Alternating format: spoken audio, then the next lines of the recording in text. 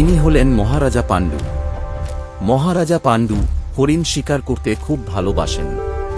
তার দুটি পত্নী, একজন কুন্তী আর একজন মাদ্রী। হরিণ শিকারটাই তার জীবনের সবচেয়ে বড় ভুল হয়ে দাঁড়াবে কে জানত।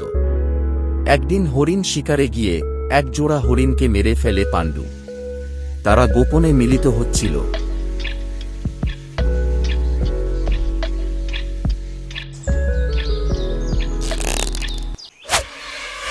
আমরা আর পারছি না, আমাদের বাঁচাও। এ কি করলে মহারাজ পাণ্ডু? আমি আমি কিমিন্দম মুনি সন্তান কামনায় আমার আমার স্ত্রীর সঙ্গে এই হরিণের রূপ ধরে মিলিত হয়েছিলাম।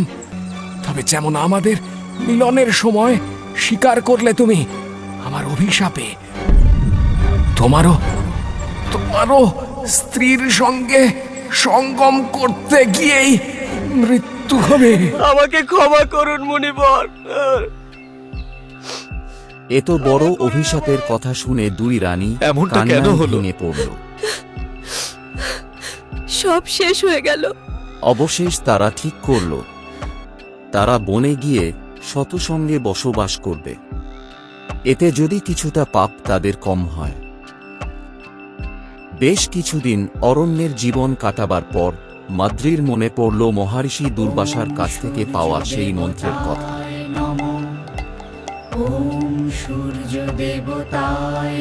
যে মন্ত্রের জোরে যে কোন দেবতাকে আহ্বান করে তার কাছ থেকে পুত্র লাভ করা যাবে। মাদ্রী এবার সেই মন্ত্র উচ্চারণ করে তিনজন দেবতাকে আহ্বান করে তিনটি পুত্র লাভ করে। তারা হল যুধিষ্ঠির, ভীম, অর্জুন। রাজার আর এক পত্নী কুন্তী এবার সেই মন্ত্র শিখতে চাইল মাদ্রীর কাছ থেকে। কুন্তীও এবার দুজন দেবতাকে আহ্বান করে দুটি পুত্র সন্তান লাভ করল, নকুল আর সহদেব।